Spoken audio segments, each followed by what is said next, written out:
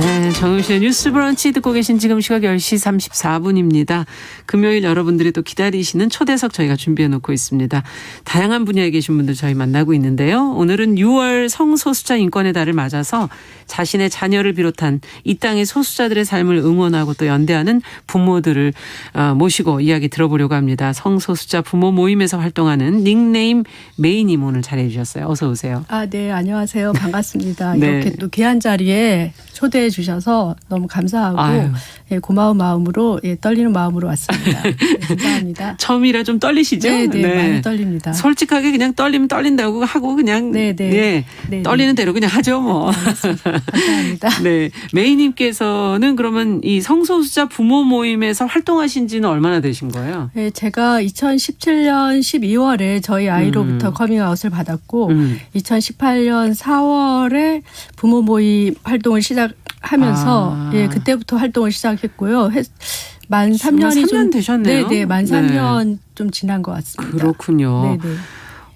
이 성소수자 자녀를 두셨다라고 얘기하셨는데 저희가 뭐 성소수자에 대해서 잘 모르기 때문에 어떤 성소수자 자녀를 갖고 계신지 그래도 뭐 한번 소개는 좀 해주세요. 저희 아이는 올해 우리 나이로 25이 되었고요. 트랜스젠더 여성입니다. 그렇군요. 올 1월에 대학 졸업을 앞두고 그 국내 병원에서 성악정 수술을 받았고요. 네. 2월에 그 성별 정정을 하기 위해서 등록부 정정 신청을 법원이 하게 되어 있는데 법원에서. 서울가정법원에 등록부 정정 신청을 하였고 4월 말경에 허가 결정을 받아서 현재는 그 주민등록증하고 뭐 공적인 서류에서 남에서 여로 정정을 다 한 상태입니다. 그렇군요. 네네. 이런 질문을 사실 하는 게 참 무례한 건데. 네. 그래도 또 방송이라 저희가 알려드려야 돼서. 네. 자, 자녀의 성 정체성에 대해서 앞서도 2017년 12월에 처음으로 얘기를 듣게 됐다. 네네. 그 순간으로 가봐야 될 것 같아요. 어떻게 그걸 알게 되셨어요? 직접 들으신 겁니까? 전에 들으신 겁니까? 네. 저희 아이는 사실 상당히 성격이 활발했고 또 어린 시절에도 특별히 뭐 남다르지 않았기 때문에 제가 저희 아이로부터 커밍아웃을 받기 전까지는 오늘 커밍아웃을 받았다면 어제까지만 해도 저는 저희 아이에 대한 정체성을 전혀 몰랐거든요. 정말 0.001%도 몰랐는데 대학교 2학년 2학기 들어가면서부터 아이가 좀 극심하게 말수가 줄어들고 또 우울감이 상당히 심하게 오고. 그거는 아셨군요. 네네. 그러면서 거의 밤마다 침대에 뭐 울어서 휴지가 이만큼 쌓여 있는 정도로 그렇게 애가 힘들어하더라고요. 그때 이제 아이 가장 친한 친구가 있는데 그 친구에게 제가 아이의 신병이 어떤 문제가 생겼는지 너무나 걱정스러워서 그 친구를 통해서 물어보게 되었는데 그 친구는 이미 그때 아이로부터 정체성에 대한 이야기를 들어서 알고 있었는데 저한테는 이제 직접 전달하지는 못하고 아이에게 너희 엄마가 지금 너무 걱정을 많이 하시고 계시니까 너가 지금 시점에서는 어머니께 말씀을 드려야 되겠다 이렇게 전달을 했다 하더라고요. 그래서 지금 상당히 현명하네요, 그 친구가. 예, 아이와 또 가장 중학교 때부터 아주 친하게 지내던 아이 친구였는데 그래서 이제 저희 아이가 좀 결심을 하고 저에게 연락을 와서 저희 직장 카페에서 아이를 만났는데 제가 사실은 지금 죽을 때까지 그때 그 장면이 잊혀지지가 않아요. 그러니까 20살이 넘은 아이가 정말 사시나무 떨듯 좀 벌벌 떨고 또 얼굴은 온통 붉게 변한 상태로 저한테 편지 한 통을 이렇게 내밀더라고요. 말을 안 하고요? 네. 말도 잘 못했어요. 그러면서 엄마가 이 편지를 한번 읽어봐 주시고 그다음에 엄마가 어떻게 하라는 결정에 제가 따를게요. 제가 뭐 나가라고 하면 제가 나가기도 할 거라고 그러면서 저는 이 자리에 있지 못하니까 밖에 나가서 기다릴 테니까 엄마가 읽어보시고 말씀을 해주세요 하더라고요. 그때 이제 그 편지를 통해서 알게 되었는데 그 편지의 맨 첫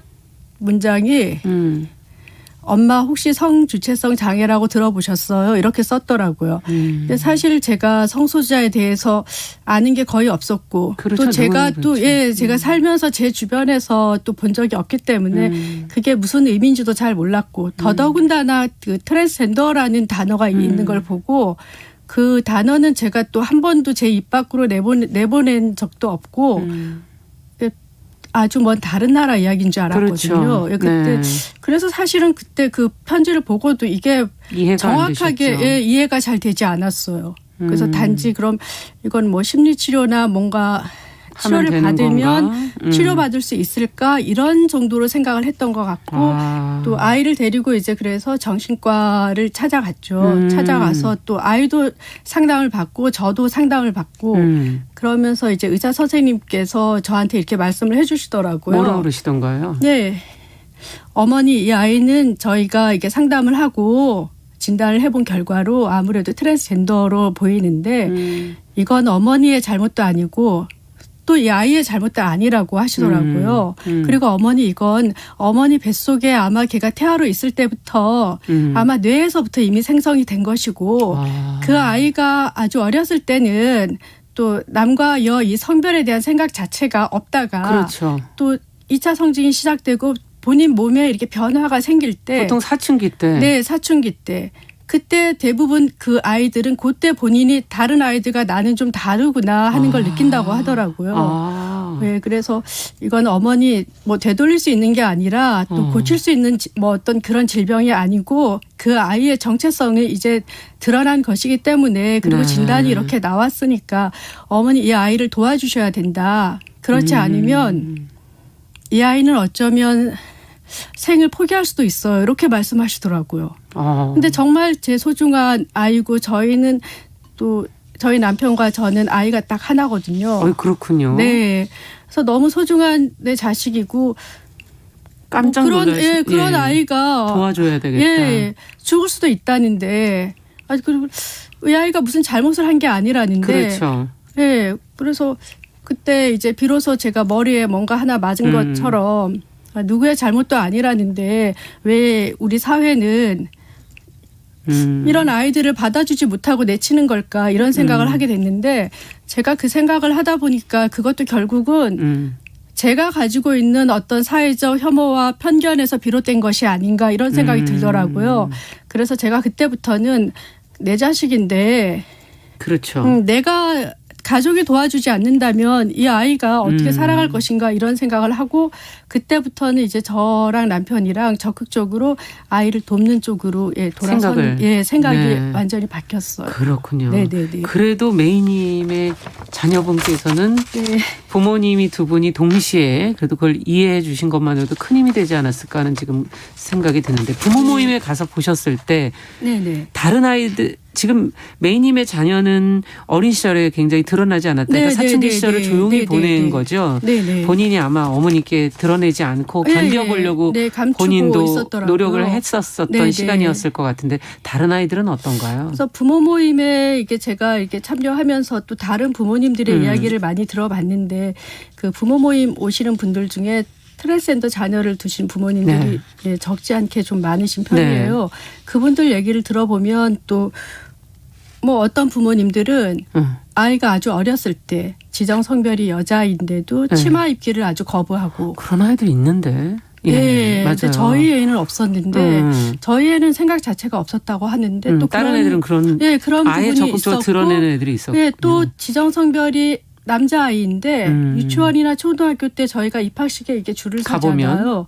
그때 그 아이가 어디에 서야 될지를 몰라서 막 당황하거나 아니면 남자아이인데 여자아이들 쪽에 가서 줄을 서 있다던가 이렇게 뭔가 그래서 상황이 얘가 왜 좀 다르다. 얘가 왜 이러지? 이런 생각을 좀 했던 부분은 있었다고 하시더라고요. 그렇군요. 이렇게 빠른 아이들은 그렇게 빨리 올 수 있는데 대부분은 그 정신과 의사 선생님께서 하시는 말씀은 대부분 사춘기가 시작되고 2차 성징으로 몸에 변화가 생길 때 그때 비로소 내가 다른 사람과 나는 좀 다르네. 나는 내가 생각하는 내 정체성과의 내 몸이 다르지 이렇게 시작을 한다고 하시더라고요.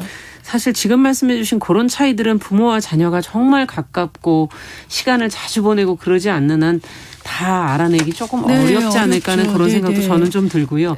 사춘기 때도 부모하고의 관계가 얼만큼 신뢰의 관계이냐에 따라서 그런 어려운 얘기를 할 수 있느냐 없느냐는 굉장히 참 쉽지 않은 문제일 수도 있을 것 같습니다. 근데 그 당시에 처음에 그걸 받아들이겠다고 이제 두 분이 마음을 먹고 같이 노력하겠다고 하셨지만 뭘 네네. 어떻게 노력해야 될지는 잘 모르잖아요. 그렇죠. 정보가 워낙 정보가 저도 없고. 그래서 이제 아이로부터 커밍아웃을 받고 예. 저 인터넷을 막 뒤져봤어요. 예. 뭔가 이제 도움이 될 만한 정보가 있을까 하고 네. 뒤져봤는데 사실 너무 더 혼란스러운 거예요. 그 정보들이 너무 다 달라요? 무분별하고 제가 받아들이기 힘든 부분도 있고 예. 또 어떻게 보면 너무 성적인 걸 너무 강요하는 부분도 있고 이래서 제가 그 신뢰를 못 하겠더라고요. 예. 근데 어느 날 이제 인터넷 뉴스를 이렇게 검색을 하는데 그 인터넷 신문 오마이 뉴스라고 있어요. 예. 거기 기사에서 성소수자 부모 모임 단체에 관련한 기사가 나왔어요. 크게 이렇게 하나 이렇게 올라와 있더라고요. 예. 그래서 제가 그때 그걸 보고 정말 무슨 구세주를 만난 것 같은 생각이 들면서 그렇죠. 이렇게 또 나와 또 비슷한 자녀를 둔 부모님들이 또 이렇게 만나는 자리가 있구나 이런 생각을 하고 제가 그곳을 찾아가게 됐거든요. 그렇군요. 거기에 갔더니 또 저와 비슷한 자녀를 두신 부모님들도 여럿 계시고 또 다양한 정체성을 가진 그 당사자분들을 그때 실제로 제가 저희 아이를 빼고 처음 본 거예요. 네. 근데 이제 한 번, 두 번 나가면서 그분들의 이야기를 듣다 보니까 정말 뭔가 이 사람들이 잘못된 게 아니고 그렇게 태어났고 뭐 만들어진 것이 아니라는 게 제가 스스로 이렇게 이해가 되더라고요. 그렇군요. 그러면서 그 모임을 통해서 제가 상당히 많이 좀 안심을 하게 된 그런 네. 계기가 된 것 같아요. 굉장히 빨리 가신 거네요. 17년 말에 하시고 18년부터 활동을 하셨으니까. 마음이 상당히 조급했던 것 바로 같고. 찾아내신 거군요. 네, 근데 그게 정말 우연히 인터넷 검색하다가 그 기사를 제가 딱 본 거예요. 사람이 찾고 있으면 보이잖아요. 그런가 봐요. 예. 네, 그게 정말 신기할 정도로 그래서 그땐 그걸 보고 정말 제가 좀 살고 싶다. 다른 부모님들은 또 어떻게 생각을 그렇죠. 하시는지 또 다른 당사자분들도 막 만나보고 싶은 거예요. 어떤 모습일까? 네. 어떻게 살아가고 있을까? 네, 그게 예. 너무 궁금해서 그러고 찾아갔는데 제 선입견이 거기에서 좀 많이 사라졌죠. 너무 멀쩡하고 다들 너무 다양한 뭐 여러 계통에서 자기를 너무 잘하고 계시고 다양한 분야에서. 네. 네, 너무 멀쩡하시고 다들 너무 똑똑하시고 아무리 봐도 제가 봐도 잘못되거나 이상한 게 안 보이는 거예요. 그래서 제가 정말 안심을 하고 네. 그러면 우리가 그나마 뭔가 내가 할 수 있는 일 있으면 좀 찾아서 해보자 이러면서 부모 모임 활동을 하게 됐는데 지금까지 오게 된 것 같습니다. 그렇군요. 네. 네. 자녀를 통해서 또 새로운 것을 알게 되시고 네. 거기에 대해서 이해하시고 받아들이는 과정들이 네. 있었을 거란 생각이 들고 어쨌든 사회 자체가 아직까지는 뭐 차별적인 부분이 있기 때문에 네.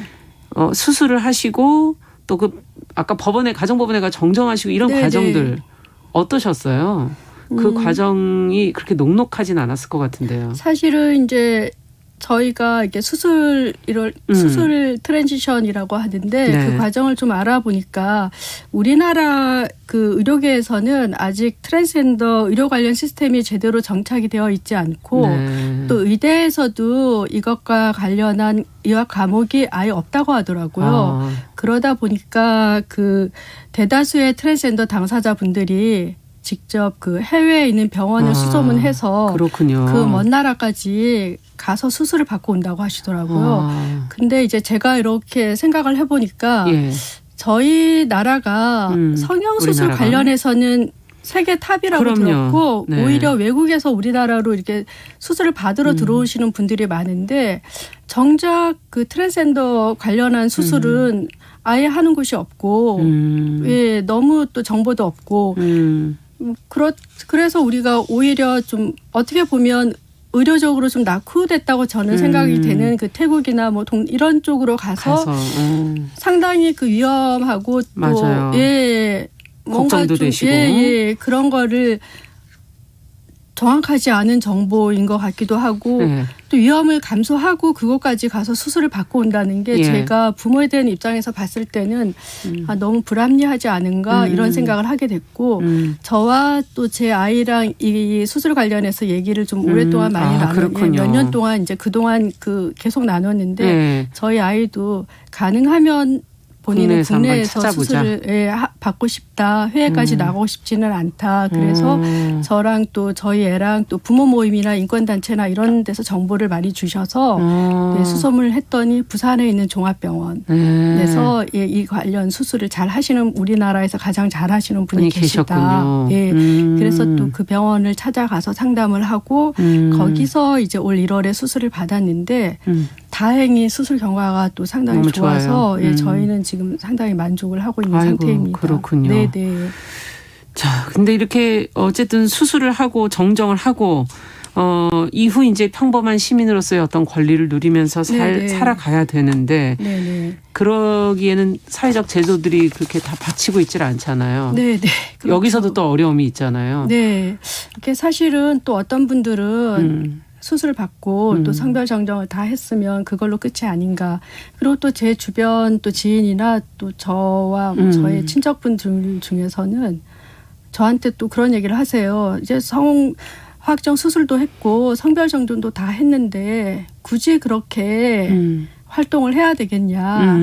그냥 조용히 그냥 살아가면 되지 않냐. 그런 말씀을 하시는데 다들 나름 뭐 상당히 저와 저희 애에 대해서 걱정을 많이 담고 그 얘기를 하시는 건 아닌데 네. 제가 사실은 그 말을 들을 때가 제일 슬프거든요. 왜요? 예, 왜냐하면 드러내지 말라는 거잖아요. 네. 겉으로 이제 얘기하지 말아라. 네, 드러내지 말고 그냥 다 바뀌었으니까 그냥 여성으로 그냥 조용히 살아가라는 얘기인데 그분들은 뭐 상당히 걱정스럽게 얘기를 하셨겠지만 저는 들어보면 드러내지 말라는 얘기로 들리고 결국은 그게 어떻게 보면 사실 트랜스젠더에 대한 혐오 발언이라는 생각이 들더라고요. 네, 그래서 왜 제가 저희 애가 성별 정정을 받고 또 수술을 하고 뭐 외모도 여성스럽게 바뀌고 이랬으면 그냥 아무 일도 없었든지 살아갈 수도 있겠지만 만약 우리 애가 그렇게 살아간다면 그렇지 않아도 성소수자는 눈에 잘 보이지도 않는다 그러고 트랜스젠더는 아예 없다고 하는 그런 우리 사회에서 과연 이쪽과 관련한 법이 만들어질까 이런 생각이 들더라고요. 전혀 변화하지 않을 것 같은 생각이 들고 예, 그래서 또 그리고 또 성별 정정하고 뭐 수술 받고 했다고 해서 이게 다 끝은 아니거든요. 때문에. 얘가 어떤 직장 생활을 시작하거나 이제 취업을 준비를 하고 있는데 직장에 들어가거나 사회생활을 할 때 아무래도 뭐 수술을 받았고 호르몬 치료를 했다고 하지만 태어난 몸에 골격적으로 아무래도 여성스럽게 그렇게 부드럽진 않거든요. 네. 보이는 시선에 따라 다르게 보일 수 있기 때문에 그랬을 때 본인의 의도와는 전혀 상관없이 누군가 불쑥 물어볼 수도 있을 거고 그렇죠. 예, 나는 밝히고 싶지 않지만 의도치 않게 또 내 정체성을 밝혀야 될 경우가 있는데 그럴 때 이렇게 생각을 했을 땐 너무 아찔하고 그러면 여기에 대해서 뭔가 최소한의 보호나 어떤 안전장치가 있어야 되는데 사실 지금 제가 알기로는 거기에 대한 어떤 안전장치나 보호장치는 없는 걸로 알고 있거든요. 그래서 그런 부분들은 끝난 게 아니다. 입장에서 상당히 좀 불안하고 끝난 게 아니라 지금부터 평생 살아가면서 계속 부딪힐 일이라는 생각이 듭니다. 네. 부모로서는 자식이 그냥 당당하게 살아갈 수 있는 사회가 될 때까지는 마음을 안심하실 수 없다는 그런 마음인 거죠. 현재 사회 분위기는 좀 아무래도 그런 쪽이죠. 그렇죠. 지금 사실 뭐 취업이라든지 뭐 어떤 일상에서의 여러 가지 다른 시선을 받을 때도 많고 지금 사회적으로도 아직 편견이 남아있는 상태고 주변에서 여러 가지 아마 어려움을 앞으로도 겪으실 텐데 그게 다 사라지기 전까지는 마음을 놓을 수 없다. 자녀의 변화를 함께 하시면서 부모와 자식 관계는 어떻게 변화됐을까? 이것도 상당히 궁금해요. 부모와 자식 관계라는 게 사실 그것이 중심에 놓여 있는 거 아니겠습니까? 그렇죠. 그 앞에서도 말씀드렸듯이 제가 성소수자에 대한 지식이 거의 없었고 또 내 주변에서 본 적이 없었기 때문에 생각 자체를 하지 않고 지냈었는데 저희 아이의 이제 커밍아웃을 받고 나서 그때 이제 내 자식 일이 되다 보니까 이런 문제들이 제 눈에 보인 거예요. 근데 제가 만약 초등학교, 중학교, 고등학교 이렇게 학창 시절에 학교에서 뭐 다양한 젠더에 대한 어떤 교육을 받았다면 예, 제가 제 자식으로부터 그렇죠. 커밍아웃을 받았을 때 네. 그렇게 두렵고 막 암담하고 이러지는 않았을 것 같은데 그런 교육이 전무했다는 것도 예, 그 바꿔줘야 되겠다는 생각을 하시는 거고. 하고. 근데 이제 정말 또 당사자분들이나 성소수자분들한테는 정말 미안하고 그런 그러네요. 안타깝지만 이게 내 자식 일이 되었을 때 보였다는 거에 대해서는 제가 지금은 뭐 어찌 보면 좀 반성도 하고 사회를 좀 다시 들여다보는 어떤 계기가 된 것 같은데 그러면 가장 중요한 얘기를 저희가 좀 해보죠. 그래서 이 어려움들, 사회 문제들 이거를 결국은 차별금지법 제정 이야기로 의견이 모아지지 않습니까? 그렇죠. 네, 그 부분에 대한 입장을 저희가 한 30초 정도 끝으로 좀 들어보죠. 저도 물론 차별금지법 그 제정 현재 국민청원 진행 중인데 네. 저는 뭐 그 첫날 정말 순식간에 그 청원에 서명을 했고요. 예. 이 차별금지법에 대해서 또 일부 어떤 시민들은 약간 오해를 하고 계시는 그렇죠. 부분도 사실은 있어요.